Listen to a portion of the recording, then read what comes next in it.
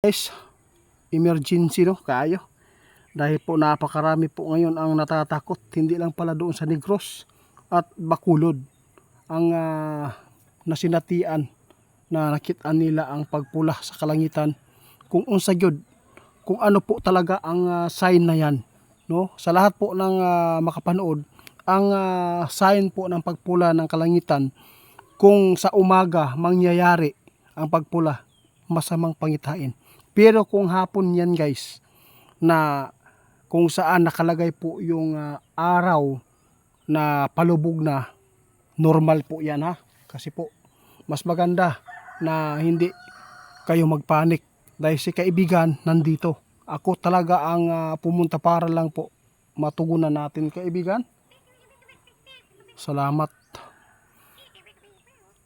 May nagpaabot sa ating kaibigan, hindi lang pala sa Bacolod, Negros, Zamboanga, hindi lang sa Cebu, hindi. Marami pang mga lugar na naka-encounter ba sa ganitong klase nilang nakikita sa kalangitan, ang pagpula. Ano po ba talaga ang pinakadelikadong pagpula sa kalangitan kaibigan, yung nakikita nila ngayon? Kasi sa umaga, may nagpaabot sa atin, sa umaga daw may nakita sila, grabe ang pagpula sa umaga. Sa hapon mayroon din.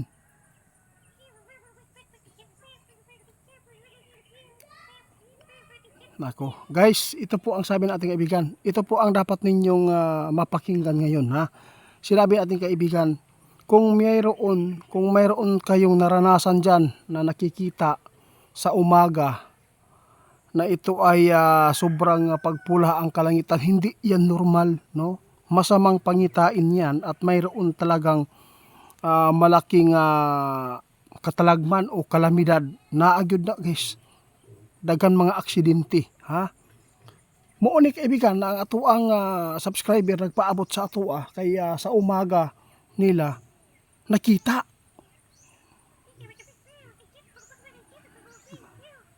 Ibig sabihin nito kaibigan, mayroon talaga na magugulat na lang ang mga tao daw guys. Mayroon talagang sakuna o kalamidad na ating masagupa ngayon dahil po hindi normal ang sa umaga na pagpula sa langit.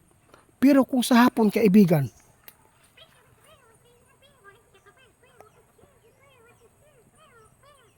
yun, kapag mayroon kayong na-encounter na nakita dyan, kung naamoy nakitaan, no, na pagpula sa langit, kapag ang palubog na ang araw, kung doon nakalagay po yung pagpula sa langit, ibig sabihin yan normal lang po yan dahil po reflection sa init ng ating panahon ha.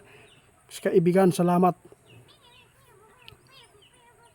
Ginawa daw nila ito guys, natugunan para po ang mga tao hindi magpapanik dahil po napakarami na. Kung matitingnan po ninyo doon sa mga post, kung mayroon pong mga comment po doon, no, magtaka kayo, grabe po ang mga kanilang sinasabi doon na katapusan na ng mundo, mayroon pong mga kalamidad na masagupa ng mga tao dito sa mundo. Kaya kailangan talaga natin maging alerto tayo, maghanda lang po lagi ha.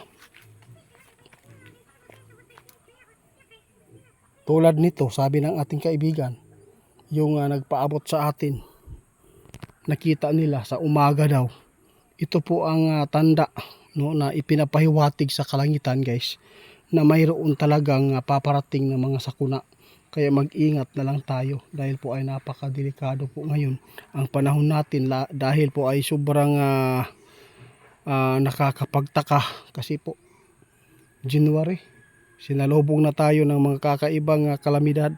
Kaya sinabi naman po ito ng ating kaibigan na doblehin pa ang bawat tungtong natin sa bawat taon, ay dagdag talaga ang masasagupa natin ng mga balakid ba dito sa mundong ito, no? Salamat po kaibigan.